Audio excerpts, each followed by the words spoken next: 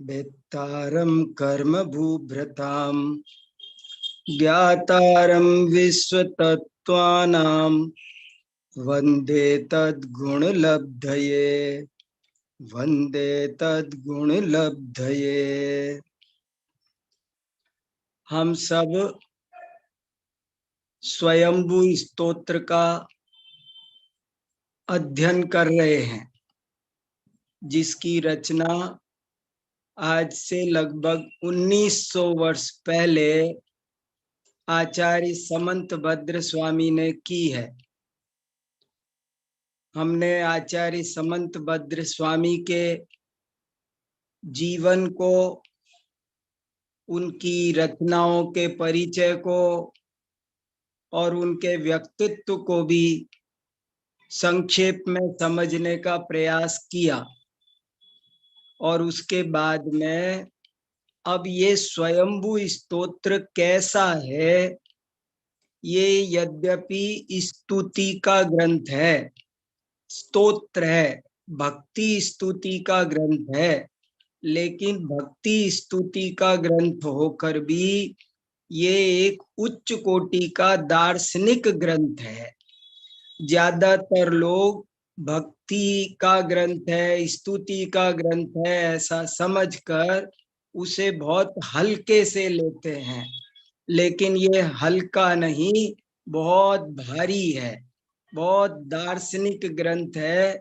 इसमें जैन दर्शन के बड़े बड़े सिद्धांत समझाए गए हैं। द्रव्य गुण पर्याय, प्रमाण नय निक्षेप, कारण कार्य व्यवस्था जैसे सिद्धांतों को भी बहुत अच्छे ढंग से स्पष्ट किया गया है। इसमें भक्ति और स्तुति के नाम पर कहीं पर भी कोई अज्ञानतापूर्ण बात नहीं है। ज्यादातर भक्ति के आवेग में बहुत से लोग स्खलन कर देते हैं, चूक जाते हैं और वे भगवान का स्वरूप गलत बताने लगते हैं, भक्ति का स्वरूप गलत बताने लगते हैं। लेकिन इस स्वयंभू स्तोत्र की ये सबसे बड़ी विशेषता है कि इसमें कोई भी अज्ञानतापूर्ण बात नहीं कही गई है, बल्कि बहुत ही सिद्धांत के अनुकूल बड़े अच्छे से सभी विषयों को समझाया गया है। ये केवल भक्ति करने योग्य ही नहीं, बल्कि स्वाध्याय करने योग्य, चर्चा, परिचर्चा, गोष्ठी, सेमिनार और शोध कार्य करने तक के लिए एक बहुत ही उपयुक्त ग्रंथ है। ये इसकी विशेषता है। साहित्यिक दृष्टि से देखो तो भी ये बहुत महत्वपूर्ण है, दार्शनिक दृष्टि से देखो तो भी महत्वपूर्ण है, न्याय की दृष्टि से देखो तो भी ये बहुत महत्वपूर्ण है, भाषा, शैली आदि की दृष्टि से भी अनेक दृष्टियों से ये ग्रंथ बड़ा ही अतुलनीय ग्रंथ है। और इसके मैं कुछ श्लोक आपको वानगी के तौर पर, प्रतिनिधि के तौर पर दिखा रहा हूं और उनका अपन स्वाध्याय कर रहे हैं, ताकि अपने को इस ग्रंथ की प्रकृति समझ में आए। हमने सबसे पहले कुछ श्लोक प्रथम तीर्थंकर की स्तुति से पढ़े थे, उसके बाद में हमने पांचवें तीर्थंकर सुमतिनाथ भगवान की स्तुति से पढ़े थे, और कल हमने सातवें तीर्थंकर सुपार्श्वनाथ भगवान की स्तुति से पढ़े थे। बहुत लोगों का कहना है कि कल जो सातवें तीर्थंकर की स्तुति का एक छंद रह गया था उसे भी पढ़ दिया जाए, तो मैं उसको पढ़ देता हूं और उसके बाद थोड़ा और आपको, जो ग्रंथ ले लो वही मीठा है, मिश्री का जैसा हर श्लोक है। बस मैं ये देख रहा हूं कोई बहुत कठिन है उनको मैं छोड़ रहा हूं, सरल थोड़ा सा लेने की कोशिश करता हूं जो सबको, बच्चों को समझ में आ जाए। तो देखो बहुत बढ़िया ग्रंथ है। और मैंने जो कल बताए थे सुपार्श्वनाथ भगवान की स्तुति, उसमें से मैं अब आपको फिर से जो एक छूट गया था वो भी आज पढ़कर सुनाना चाहता हूँ। बहुत अच्छा था। 35 नंबर का वो छंद है। 34 नंबर का छंद भी बहुत ही बढ़िया। 4, 31, 32, 33, 34 चार हमने कल पढ़े थे। चारों में ये कहा था कि हे भगवान, आपने हमको ये अच्छी अच्छी बातें बताई हैं, इसलिए हम आपको प्रणाम करते हैं। और 34वां श्लोक में मैंने आपको दृष्टांत देके भी बताया कि एक पिंजरे में चूहा है, एक पिंजरे में बिल्ली। दोनों को कोई खतरा नहीं है, बिल्ली से चूहे को कोई खतरा नहीं है, और चूहा से बिल्ली को कोई उम्मीद नहीं करनी चाहिए, कुछ मिल नहीं सकता है। लेकिन फिर भी बिल्ली आशा के कारण दुखी है, वर्तमान सुख भी नहीं भोग पा रही है, और चूहा भय के कारण दुखी है। प्राप्त सुखों का भी ये जीव आनंद नहीं ले पाता है, क्योंकि निरंतर भय और आशा। इतना सुंदर है। इस श्लोक को कम से कम हमारे 10 आचार्यों ने टीकाओं में उद्धृत किया है, ये 34 नंबर के श्लोक को। बहुत जगह ये उद्धृत मिलता है। पंडित भूदर दास जी हुए हैं, उन्होंने ये जैन शतक लिखा है। इस जैन शतक में भी उन्होंने 74 नंबर पर ये वाला श्लोक का बहुत बढ़िया अनुवाद किया है। 1 मिनट में आपको वो भी सुना देता हूं। जैन शतक श्लोक संख्या सवैया 74, और उसमें ये 34 नंबर का बहुत बढ़िया अनुवाद है। अंतक सोना छूटे नीच पर मूरख जीवन निरंतर दूजे। चाहत है चित में निताई सुख होया न लाभ मनोरथ पूजे। तो पन मूड बंध्यो भय आस वृथा बहु दुख दवानल दूजे। छोड़ विचक्षण ये जड़ लक्षण धीरज धारे सुखी की न हुजे। हे भैया, तुम मृत्यु से डरते रहते हो, लेकिन मृत्यु तुम्हारे डरने से तुमको छोड़ने वाली नहीं, 1 मिनट को भी आएगी और निश्चित समय पर आएगी। और तुम 24 घंटे कुछ कुछ चाहते रहते हो, लेकिन तुम्हारे चाहने से कुछ मिलने वाला नहीं है। जब जो मिलना हो वो मिलेगा। 33वें में कितनी बढ़िया बात लिखी थी कि भवितव्यता अलंघ्य है, जो मिलना हो वो मिलता है। बहुत उच्च कोटि की बात थी।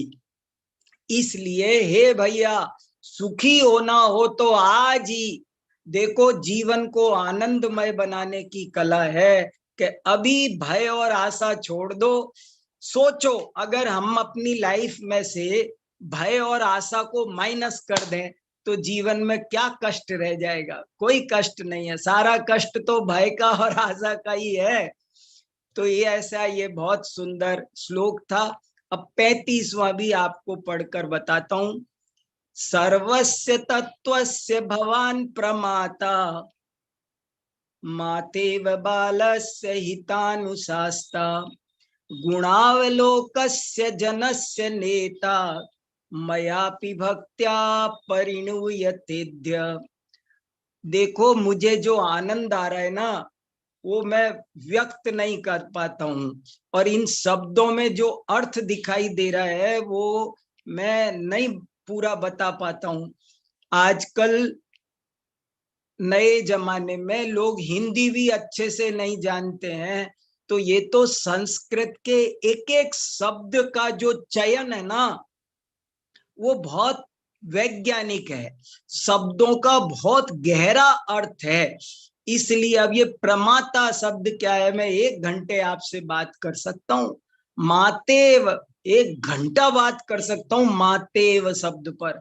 मातेव माने माता इव, गुण संधि हो गई, माता इव, माता की तरह। कितना बड़े!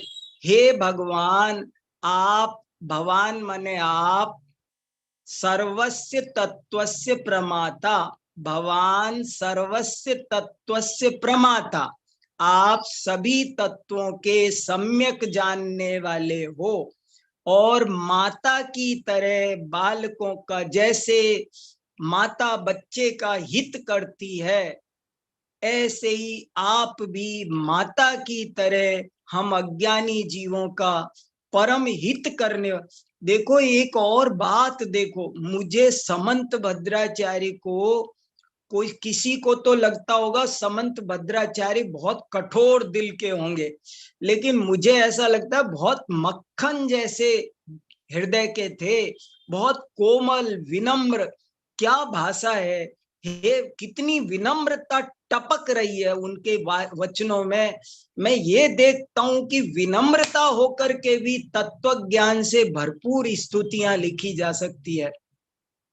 हे भगवान, आप अज्ञानी जीवों को हित का मार्ग दिखाने, हितानुशास्ता, कितना। अब ये जो अनुशास्ता शब्द में जो अर्थ है, वो किसी दूसरे अनुवाद पर्यायवाची बदल कर मैं मन नहीं बता सकता आपको। अनुशास्ता शब्द में जो भाव है उसे मुझे एक एक शब्द को समझाने के लिए आप 15-15 मिनट दो मुझे कम से कम, तब मैं आपको समझाऊं इनमें क्या गहराई है। अनुशास्ता शब्द कैसे बना? सास धातु, त्रिच प्रत्यय, अनु उपसर्ग, सास शासने, क्या कैसे, अरे अद्भुत आनंद आ जाए आपको।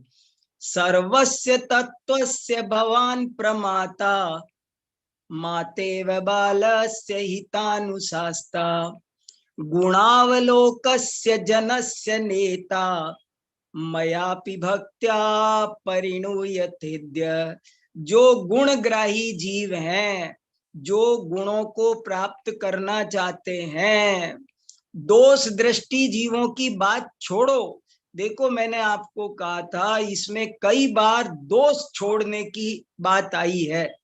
आजकल जमाना बदल गया, लोग दोषों को छोड़ते नहीं, छोड़ना चाहते नहीं, और बल्कि कुछ लोग तो दोषों का बल्कि महिमा मंडन कर रहे हैं।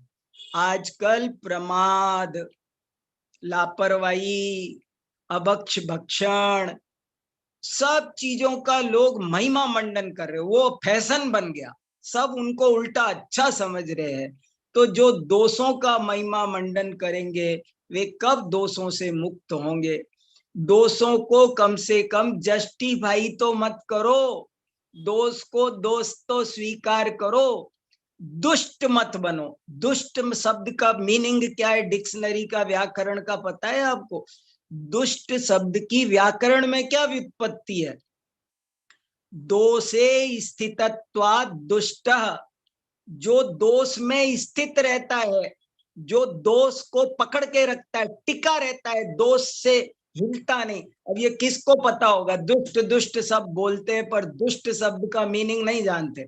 दुष्ट माने दोषे स्थितत्वात् दुष्ट, जो अपने दोषों को उचित ठहराता है वो दुष्ट है। दोष हो वो दुष्ट नहीं है। दोष हो सकते हैं, लेकिन दोषों को बुरा माने तो आज नहीं कल छोड़ देगा, लेकिन जो दोषों को अच्छा माने वो कब छोड़ेगा? क्या 35वां श्लोक सुनो। सर्वस्य तत्वस्य भवान प्रमाता, मातेव बालस्य हितानुशास्ता, गुणावलोकस्य जनस्य नेता। नेता माने क्या? मोक्ष मार्ग से नेतारम, नयतीति नेता, जो सन्मार्ग पर ले जाता है उसे नेता कहते हैं।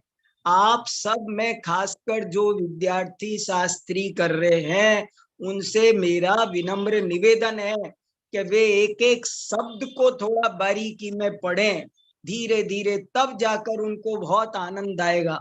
मयापि भक्त्या परिणूयतेद्य, हे भगवान, आज मेरे द्वारा आप भक्ति से स्तुति किए जाते हो। भक्ति और स्तुति में अंतर मैं बता चुका हूं। मन में गुणों के प्रति जो अनुराग हो उसे भक्ति कहते हैं, और उसी अनुराग को जब वाणी से प्रकट किया जाता है तो उसे स्तुति कहते हैं। अब चलिए, अब मैं आपको एक बहुत सुंदर श्लोक 10वें तीर्थंकर की स्तुति में से दिखाना चाहता हूं। वो भी 1 मिनट देखो, आपको बहुत आनंद आएगा। श्लोक संख्या 46 नंबर का श्लोक आपको दिखाना चाहता हूं। बहुत बहुत अच्छा श्लोक है।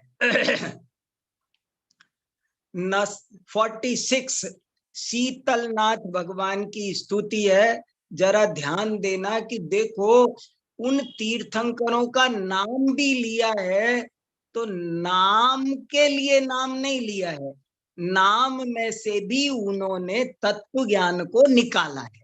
हम शुरू से देखते चले आ रहे हैं कि उन्होंने नाम लिया है ना, तो उस नाम में भी तत्व ज्ञान भरा। जैसे अपन ने 5वें तीर्थंकर में पढ़ा कि हे सुमतिनाथ, आप वास्तव में सुमति हो, सद्बुद्धि, अच्छी बुद्धि वाले हो, क्योंकि आप कोई भी बात अंधविश्वास से नहीं मानते हो, आप परीक्षा करके मानते हो। इसलिए आप जो परीक्षा करके माने वो सुबुद्धि सुमति, और जो बिना परीक्षा किए माने वो कुमति। क्या बात। अब देखो 46वां कितना सुंदर है। ये 46वां श्लोक मैं कई बार बहुत बड़े बड़े पंच कल्याणक की विशाल सभा हो तब भी सुनाता हूं और अच्छा लगता है बहुत। देखो क्या है।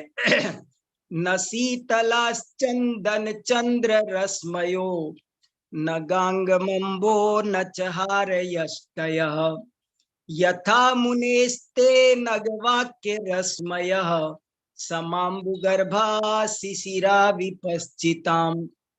हे मुनिराज, हे जिनराज, संसार में न चंदन शीतल है, न चंद्रमा की रश्मि माने किरण, चंद्र रश्मयो माने देखो, ना माने नहीं है, शीतला शीतल ठंडी, शीतलतादायक। इस दुनिया में न चंदन शीतल है, न चंद्रमा की किरणें अर्थात चांदनी शीतल है, न गांगमंभो मतलब गंगा जल, गांगम माने गंगा का, अंभो माने पानी, न चहार यष्टया, और न कोई हार लड़ी जो गले में पहन लेते हैं मोतियों के हार, वे भी वास्तव में शीतल नहीं है। वास्तव में शीतल तो आपके वाक्य रूपी रश्मियां हैं, आपके जो वचन है हे मुनिराज, हे जिनराज, आपके वचन वास्तव में शीतल है। अनग माने निष्पाप निर्दोष। और क्यों है? क्योंकि उनमें समाम्बु गर्भित है, क्योंकि उसमें उपसम रस भरा हुआ है, उसमें कसाय रहित दशा का नाम है। शिशिरा माने ठंडा, विपश्चिताम माने ज्ञानियों को, ज्ञानी लोगों के लिए तो वास्तव में जिनवाणी सबसे शीतल है, और कोई वस्तु शीतल नहीं है।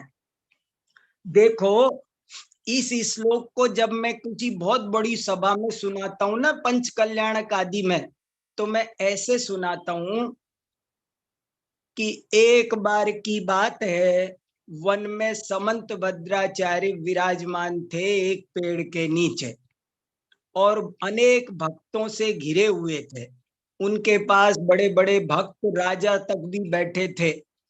तो उन्होंने समंत भद्राचार्य ने एकाएक सभा से प्रश्न पूछा कि बताओ, इस संसार में सबसे शीतल वस्तु क्या है? इस संसार में सबसे शीतल वस्तु का नाम बताओ। तो एक किसान बोला कि महाराज, गंगा जल सबसे शीतल होता है, मैं उसमें डुबकी लगाता हूं तो मुझे बहुत ठंडक मिलती है। रानी बोली कि महाराज, बसेरे के मोती का हार सबसे ठंडा होता है, पहनते ही जुकाम हो जाता है।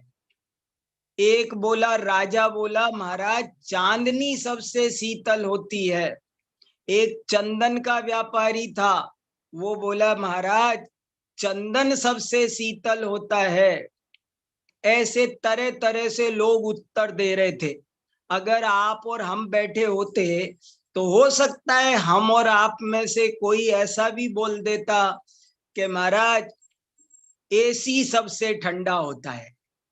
कोई कुछ बोल देता, कोई कुछ बोल देता। वहां पर एक छुल्लक जी भी बैठे थे महाराज की सभा में। तो छुल्लक जी बोले कि गुरुदेव आज्ञा हो तो मैं भी कुछ बोलना चाहता हूँ। बोले बोलो। तो छुल्लक जी ने जो बोला वो लाइन अब आप सब ध्यान से सुनो, बहुत आनंद आएगा। एक लाइन शांति से सुनो। छुल्लक जी ने कहा, हे मुनिराज, इन लोगों ने जो जो चीजें शीतल बताई हैं, चंदन, चांदनी, गंगा जल आदि, वे सब कदाचित, कथनचित, किंचित शरीर को शीतलता देने वाली तो उपचार से कही जा सकती हैं, परंतु आत्मा को शीतलता देने वाली कोई वस्तु इस विश्व में है तो वो एक ही है, और उसका नाम है जिनवाणी, जिनवाणी, जिनवाणी। क्योंकि अगर हम सारे, देखो, हम सारे उपचार कर लें, गंगा में नहा लें, एसी में बैठ जाएं, डनलप के गद्दे में कमरे पर, तो भी यदि मन में कसाई की जो अग्नि जल रही हो तो हमारी पूरी रात करवट बदलते बीतेगी, शीतलता नहीं मिलेगी। मान लो हमें गुस्सा आ रहा है और हमने चंदन लगा रखा, एसी में बैठे, सब कुछ हो रहा है, लेकिन हमको शांति नहीं मिलेगी। और यदि अंदर में जिनवाणी है और हम जंगल में हैं और हमारे सिर पर सिगड़ी जल रही है, तो भी अंदर से शीतलता का झरना झरता है। बताओ शीतलता कहाँ मिलती है? शीतलता जिनवाणी से मिलती है, अन्य कहीं शीतलता नहीं मिलती। अब देखो क्या अब ऐसी शीतलनाथ की स्तुति किसी ने पढ़ी है आज तक? कोई बताओ क्या स्तुति है? देखो शीतलनाथ भगवान न शीतला। अब इस श्लोक को मैं तो हजारों दफे मंदिर में बोलता हूँ। न शीतलाश्चंदन चंद्र रश्मयो, न गांगमंबो न चहारयष्टयः, यथा मुनेस्ते नगवाक्य रश्मयः, समाम्बुगर्भा शिशिरा विपस्थिताम। देखो अपना विषय क्या है? स्वयंभू स्तोत्र, एक परिचय। मैं आपको, अब आपको कुछ परिचय हो रहा है, स्वयंभू स्तोत्र से परिचित हो रहे हो आप? आनंद आ रहा है कि नहीं? देखो तो सही, क्या गजब गजब के श्लोक है, एक से बढ़कर एक है। मैं कितने बताऊं, जितने बताऊं उतने कम है। देखो 49 को पढ़ता हूं जरा, 1 मिनट।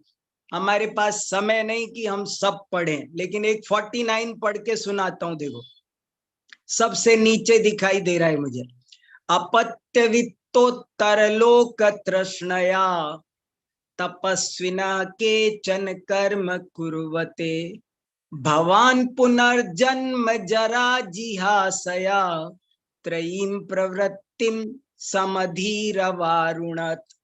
बहुत शब्दों में बहुत भाव है। मैं तो ये कहना चाहता हूं जो नहीं कह पा रहा हूं। अपत्य, अपत्य माने होता है पुत्र, वित्त माने पैसा, दुनिया के तपस्वी, संसार के अज्ञानी तपस्वी, कुतप करने वाले, अन्य मतों के तपस्वी, हे भगवान वे लोक तृष्णा से ही तप करते हैं, साधु बने हैं, पर उनके अंदर लोकेश नहीं है। उनको यश चाहिए, धन चाहिए, कुछ और चाहिए, वैभव चाहिए। कितना फर्क है जैन साधु में। जैन साधु अद्भुत होते। ऐसे चार, ये श्लोक मैं आपको सिर्फ इसलिए सुना रहा हूं कि ऐसे 5-6 श्लोक आए हैं, वो नहीं सुनाऊंगा, तो मैंने कहा एक तो बता दूं आपको। उन्होंने इस श्लोक में ये कहा है कि हे भगवान, जो आपकी भक्ति करते हैं वो साधु भी अलग तरह के होते हैं। दुनिया के जो साधु आपको नहीं मानते हैं वे साधु भी बन जाए तो आरंभ परिग्रह और लोकेशना से ऊपर नहीं उठ पाते हैं। लेकिन आप ही एक ऐसे हो, बाकी के सब अपत्य वित्तो स्वर्ग की कामना से करते सारा तप यज्ञ। क्या होगा तो उनके तप से कि स्वर्ग मिलेगा, स्वर्ग में स्वर्ग सुख मिलेगा, तो इंद्रिय सुख की कामना से करते हैं। लेकिन आप कैसे हो, ये श्लोक में एक एक श्लोक पर एक एक दो दो घंटे बात कर सकता हूं आपसे। देखो, भगवान पुनर्जन्म जरा जिहासया, लेकिन आप और आपके भक्त वो जन्म जरा को नष्ट करने के लिए, जन्म मरण से रहित होने के लिए दुनिया में कोई अन्य साधु तप करता नहीं है। लेकिन हे भगवान, आप हो जो जन्म मरण से रहित होने के लिए मन वचन काय की एकता पूर्वक आप तप करते हो। ऐसा अद्भुत श्लोक है ये, इसलिए आपको जरा सा दिखाया। अब चलो, बहुत बढ़िया श्लोक आपको 57 एक और दिखाता हूं। बहुत बढ़िया, बहुत बढ़िया 57 नंबर का श्लोक देखो, बहुत सुंदर श्लोक है। वासु पूज्य भगवान की स्तुति है ये। देखो, 5 5 के गुणा करते चले जा रहे हैं हम, तो सब समझ में आ रहा है। 57 नंबर का श्लोक बहुत गजब का, सारे जैन दर्शन का भक्ति सिद्धांत इसमें आ गया। न पूजयार्थस्त्वैवीतरागे, हजारों लोगों ने इसको उद्धृत किया है, हजारों लोगों ने, हजारों लोग अपनी इसको अपने लेख में किताबों में उद्धृत करते हैं। ऐसा महत्वपूर्ण श्लोक है ये। न पूजयार्थस्त्वैवीतरागे न निंदया नाथ विवांत वैरे, तथापि ते पुण्य गुण स्मृतिर्नः पुनाति चित्तम दुरितांजनेभ्य। न पूजयार्थस्त्वयि वीतरागे, हे भगवान तुम वीतराग हो। पूजया, पूजा से, न माने नहीं, अर्थ माने प्रयोजन। देखो अर्थ समझो इसका, न माने नहीं है, पूजया तृतीया विभक्ति एक वचन, पूजा से, अर्थ माने प्रयोजन, त्वयि माने तुमको। हे भगवान, तुमको पूजा करे कोई तो कोई मतलब नहीं है, कोई तुम्हारी कितनी भी पूजा करे, 1 घंटे 2 घंटे क्या लगातार करता रहे 10 दिन, पर आपको उससे कोई मतलब नहीं है। क्यों नहीं है? क्योंकि आप वीतराग हो। न निंदया, और निंदा से भी कोई प्रयोजन नहीं है। क्यों नहीं है? विवांत वैरे, क्योंकि आप विवांत, अच्छी तरह रहित, वैर से, आप द्वेष से, आप राग से रहित हो, इसलिए पूजा से आपको कोई मतलब नहीं है। आप द्वेष से रहित हो, इसलिए निंदा से आपको कोई फर्क नहीं पड़। कोई आपकी 1 महीने तक निंदा करे, कोई आपकी 1 महीने तक लगातार पूजा करे, लेकिन आप पर कोई असर नहीं होता, ना पूजा का ना निंदा का, क्योंकि आप वीतराग हो, इसलिए पूजा का फर्क नहीं पड़ता। आप वीत द्वेष हो, इसलिए निंदा से कोई आपको फर्क नहीं पड़ता। न पूजयार्थस्त्वयि वीतरागे न निंदया नाथ विवांत वैरे। याद करने लेने लायक श्लोक हैं, इनका पाठ करो, याद करो। मुझे कितना आनंद आता रहता है, क्योंकि याद होते हैं ना, तो कहीं पर भी अकेले में बैठे हैं, कहीं प्रतीक्षा कर रहे हैं, कहीं कुछ काम है दूसरे हल्के में, कहीं इधर उधर, तो यही यही चित्त में घूमते हैं, क्योंकि याद है, तो याद करने लायक है ये। न पूजयार्थस्त्वयि वीतरागे न निंदया नाथ विवांत वैरे, तथापि ते पुण्य गुण स्मृतिर्नः पुनाति चित्तम दुरितांजनेभ्य। तथापि, फिर भी, ते माने तुम्हारी, ते माने यहाँ क्या है, ते है षष्ठी विभक्ति का एक वचन, तुम्हारी, फिर भी तुम्हारी, पुण्य माने यहाँ क्या, पुण्य माने अच्छे, पुण्य माने यहाँ पाप पुण्य वाला पुण्य नहीं है, ये यहाँ पुण्य का मतलब है पवित्र, आपके पवित्र गुण, सम्यक दर्शन, सम्यक ज्ञान, सम्यक चारित्र, अनंत दर्शन, अनंत ज्ञान, अनंत सुख, वीर, ये पुण्य गुण है। पुण्य गुण माने श्रेष्ठ गुण। तथापि ते पुण्य गुण स्मृतिर्न, हे भगवान आप वीतराग हो, पूजा से कोई फर्क नहीं पड़ता, आप वीत द्वेष हो, आपको निंदा से भी कोई फर्क नहीं पड़ता, फिर भी जो जीव आपके पुण्य गुणों की स्मृति करते हैं, उनको याद करते हैं, न, उनका न माने हमारा, पुनाति, पुनाति माने पवित्र करती है, चित्तम, चित्त को, मन को, दुरितांजनेभ्य, दुरित माने पाप, अंजन माने कालिमा, पाप रूपी कालिमा से हमारे चित्त को धो देती है। आपके पुण्य गुणों की स्मृति, आप कुछ नहीं करते।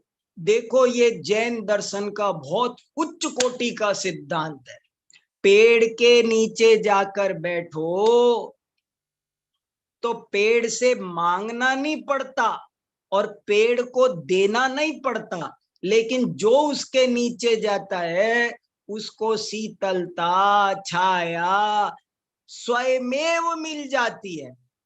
दौलत राम जी ने बहुत अच्छा लिखा, शशि शांति करन तप हरन हेत, स्वयमेव तथा तुम कुशल देत।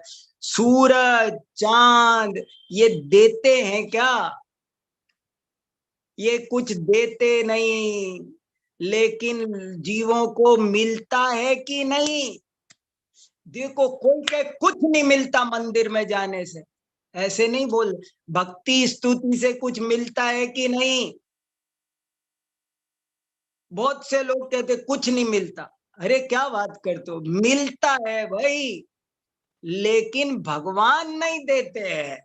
देखो, न पूजे अर्थस्त्वैवीतरागे, न निंदया नाथ विवांत वैरे, और मिलता भी क्या है, पुनाति चित्तम दुरितांजनेभ्य, चित्त की पवित्रता मिलती है। क्या मिलता है, चित्त की पवित्रता मिलती है। और वो चित्त की पवित्रता कहाँ से आती है, भगवान देते हैं नहीं, आप ही जो अपने श्रेष्ठ गुणों का स्मरण करते हैं, स्वरूप समझते हैं वीतरागता स्वरज्ञता का, तो आपका चित्त अपने ही आप निर्मल होता है। कितना गजब का ये श्लोक है, न पूजयार्थस्त्वैवीतरागे, न निंदया नाथ विवांत वैरे, तथापि ते पुण्य गुण स्मृतिर्नः पुनाति चित्तम दुरितांजनेभ्य। अद्भुत अद्भुत अद्भुत, क्या होता है, कैसे जैन धर्म में पूजा भक्ति क्यों करते हैं, इसका बहुत सुंदर वर्णन है, इसमें रहस्य है, इसका पूरा रहस्य है। कोई भी देता नहीं है लेकिन मिलता है, कैसे मिलता है, क्या मिलता है, ये सब इसमें लिखा हुआ है। हमें उनको देखकर निरखत जिन चंद्र वदन स्वपद सुरुचि आई, कहां से, हमें उन स्मृति शब्द डाला, हमें शेर को शेर देखकर अपने स्वरूप की स्मृति आ जाती है। वो उसने जो अब तक अपने को गधा समझ रखा था, वो उसका ज्ञान दूर हो जाता है। ऐसी गजब की बात है, और भी बहुत सारी बात है, पर रोज प्रश्न रह जाते हैं लोगों के। अगर किसी को कुछ प्रश्न पूछने हो तो आप पूछ सकते हैं। हमारे पास आज 7-8 मिनट है, फिर उसके बाद आज आप आराम से किस किस को कुछ कहना है तो कहो भैया, अच्छे से। बातें तो और है, करते रहेंगे। भाई साहब, मेरा प्रश्न है जो हाँ अभी आपने बताया था, ये वेदांत वैरे वो आया था अभी हाँ। शब्द, तो वेदांत का मतलब क्या? विवांत रहित। विवांत शब्द का ओरिजिनल मीनिंग भी बता देता हूं, कोई अच्छे विद्वान लोगों को समझ में आएगा। वी उपसर्ग है। वी माने विशेष रूप से, पूरी तरह। और वांत वमन कर दिया। वांत माने, वांत शब्द बना है वमन करने से। जिन्होंने पूरी तरह वमन कर दिया है, काय का? वैर का। अब देखो, ये कौन जानता है विवांत वैरे? देखो, आज हमारी समाज में ज्ञान की बहुत कमी हो गई है भैया। आप सब लोग तैयार हो जाओ, एक एक शब्द, विवांत शब्द का अर्थ समझो। जब आपको विवांत शब्द का ओरिजिनल मीनिंग समझ में आएगा तो आपके हृदय में से जो जो उछलेगा, मन उछलेगा, वो अलग होगा। ऐसे रहित वहित बताने से नहीं काम चलता। रहित है क्या? रहित है? अरे रहित नहीं, उल्टी कर दी, अंदर कुछ नहीं बचा, पूरी तरह बाहर निकाल के फेंका। समझ में जी आया? आनंद आया भैया कुछ? जी भाई। बस आनंद आना चाहिए ना, नहीं तो कोई फायदा नहीं पढ़ने का। एक बात सुनो, ज्ञान और आनंद का अविनाभाव भाव है। ज्ञान और आनंद का अविनाभाव भाव है। ज्ञान वहां मिलता है जहां आनंद होता है, आनंद वहां मिलता है जहां ज्ञान होता है। ज्ञान के बिना आनंद नहीं होता, आनंद के बिना ज्ञान नहीं होता। चलो बोलो भैया जी, ये आत्मीमांसा की लिंक चाहिए हाँ मुझे, हाँ, कैसे बोलो बोलो। मिलेगी? आत्मीमान की लिंक चाहिए मुझे। अरे आत्मीमांसा की कक्षा नहीं चल रही बहन जी, ये कक्षा शनिवार तो स्वयं। नहीं, आपकी शनिवार तो आज चलती है, और हाँ मैंने चल, सुनी, बहुत ये सही का, मैंने बहुत सुनी है सही। आपकी क्लास है, तो मुझे हाँ चाहिए उसी में न्याय मंदिर और जो भी आपकी पीडीएफ डली है वो मिल जाएंगी। मिलेगी मिलेगी, जरूर मिलेगी। आप या तो हमको अपना नंबर वंबर देना, अभी बात करके सबका समय मत लगाओ। आप हमको बाद में बोलना, तो हम सब आपसे बात करेंगे तसल्ली से, और आपको सब जो चाहिए वो करेंगे। चलो धन्यवाद। और बोलो भैया।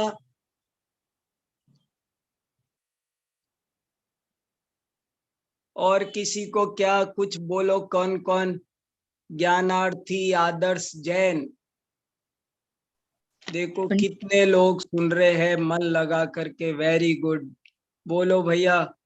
पंडित जी, अनुशासता का मीनिंग आया था, उसका क्या होगा? हाँ सुनो, फिर अब शांति से सुनो। जी। सास सासने, सास धातु बहुत अच्छी है, उसी से शास्त्र बनता है, उसी से शासन बनता है। अरे इन शब्दों में जो मीनिंग है ना, वो कैसे समझ में आए? ऐसे सास सास, देखो शासन कैसे, अनुशासन, प्रशासन, ये शब्द तब तक जब तक सास धातु समझ में नहीं आएगी तो कैसे ये सब शब्द समझ में आएंगे? अनुशास्ता, शास्ता, शासनम करोति इति शास्ता। और अपनी तरफ से शासन नहीं करते। शास्ता है तीर्थंकर, और जो परंपरा से चली आई वस्तु स्वरूप है, उसके अनुसार जो कथन करता है वो अनुशास्ता। जैसे एक होता है गमन, एक होता है अनुगमन। क्या फर्क है गमन और अनुगमन में?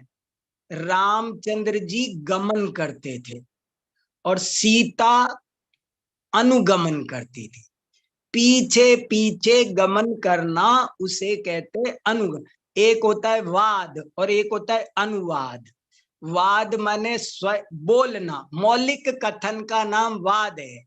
और उसको उसी के अनुकूल बोलना, दोबारा बोलना, दूसरी भाषा में बोलना, वो अनुवाद है। वाह, सब विद्वान बन जाओगे। आज हमारी समाज में ज्ञान की बहुत कमी हो गई। लोग शब्दों का तो मीनिंग ही नहीं जानते, जाने क्या हो गया। आज मैंने अपनी डायरी में एक वाक्य लिखा है, आपको ग्रुप पर भेजूंगा मैं, कि अभी हमको शब्दकोश ही नहीं आता, जबकि आना व्याकरण भी चाहिए। शब्दकोश तो सिर्फ ये बताता है कि इस शब्द का क्या अर्थ है, लेकिन व्याकरण ये बताता है कि इस शब्द का ये अर्थ क्यों है, कैसे है। और जब क्यों और कैसे समझ में आएगा तो सच्चा आनंद आएगा। और बोलो दो। हाँ दीपाली जी, वेलकम, बहुत अच्छा। नमो पंडित जी। हाँ नमो जिणाणम, बोलिए। समधीर वारुणत, उसका हाँ हाँ हाँ, कहाँ पीछे वाले में निकला ना? 49 जी, हाँ सही आके आगे। 49 में? हाँ हाँ हाँ हाँ, समधि। समधि किसे कहते हैं? जिसकी बुद्धि समान हो। समधि भी होते हैं ना दुनिया में, ब्याई जी कहते हैं, तो समधि। लोग रिश्तेदारी में भी बोलते हैं ना, लड़की के पिता और लड़के के पिता परस्पर में क्या रिश्तेदारी है, बोले वे समधि है। समधि माने जिसकी समान बुद्धि हो, जिन्होंने समता को धारण कर लिया। समधि माने समा, तीन लोक के अनंत पदार्थों में समता भाव को धारण कर लिया, ये इसका मीनिंग है। वारुणत, वारुणत है नहीं है, अवारुणत है। समधि में विसर्ग था, और विसर्ग के बाद में जो रे बना, रे में ए छुपा हुआ है। अवारुणत धारण की, समान बुद्धि धारण की। समता भाव धारण किए बिना तपस्या नहीं हो सकती। जब तक सोना मिट्टी बराबर न लगे, श्रमण की परिभाषा समता से दी गई है। समता के बिना श्रमण नहीं हो सकता, साधु नहीं हो सकता। धन्यवाद। बहुत अच्छा। देखो, एक आदमी को वैराग्य हो गया। समधीर अवारुणत का अर्थ बताता हूं, मौका मिल गया एक छोटी सी दृष्टांत सुनाने का। एक आदमी को वैराग्य हो गया और उसने अपनी पत्नी से कहा, मुझे वैराग्य हो गया है और मैं दीक्षा लेने जा रहा हूं, तुम मुझे आज्ञा दो। तो पत्नी बोली, मुझे तो कब का वैराग्य हुआ है, मैं कब से घर छोड़ के जाना चाह रही हूं, बस एक ही विकल्प था कि आपका क्या होगा। इस वजह से मैं घर में रुकी हुई थी, लेकिन अब यदि आप ही दीक्षा लेने जा रहे हो तो मेरा अब यहाँ दुनिया में और कोई आकर्षण नहीं है, मैं भी दीक्षा लेने जा रही हूँ। और वो भी दोनों जने दीक्षा लेने चल दिए। आगे पति जा रहा था, पीछे पत्नी आ रही थी, दीक्षा लेने जा रहे थे। रास्ते में एक जगह कहीं पर थोड़ा सोना पड़ा हुआ था। पति ने देखा कि सोना पड़ा हुआ है, तो उसने सोचा पीछे से मेरी पत्नी आ रही है, यदि ये सोना पड़ा हुआ देखेगी तो उसका मन ललचा जाएगा, उसकी नियत आ जाएगी। तो उसने क्या किया, अपने पैर से थोड़ा सा मिट्टी उस सोने को ढक दिया, मिट्टी डालकर कवर ढक दिया, मिट्टी डाल दी उस सोने पर, ताकि पीछे से पत्नी की नजर ना पड़े सोने पर और वो वैराग्य लेने जा रही है, मन वापस घर जाने का ना हो जाए। ये सोचा उसने, पति ने। तो पत्नी कुछ समझ गई पीछे, तो बोले, ये क्या कर रहे हो, क्या पैर से किया था अभी? और बात पता चली तो पत्नी बोली, अरे क्यों मिट्टी पर मिट्टी डाल रहे हो? लगता है तुमको अभी सच्चा वैराग्य नहीं हुआ, तुम घर जाओ। अभी तुमको सोने में और मिट्टी में नजर फर्क दिखाई, अभी तुमको सोने में और मिट्टी में फर्क दिख रहा है। इससे सिद्ध होता है कि अभी तुमको सच्चा वैराग्य नहीं हुआ। अरे जब अर्घावतारण असी प्रारण समलोट कंचनोपुण, जो शत्रु मित्र मिट्टी सोने सब में समता भाव धारण कर ले, वो समता भाव वो अच्छा सच्चा साधु है। इसलिए यहाँ का जिसने समता भाव धारण किया हो वही सच्चा साधु है। जिसको अभी चीजें अच्छी बुरी लग रही है वो साधु नहीं हो सकता। चलो दृष्टांत सुना। और किसी को कुछ कहना है? हमारा समय हो गया। अमन राजा कक्षा संभालो अपनी। ठीक है, कल मिलेंगे। बहुत आनंद आया। जय जिनेंद्र।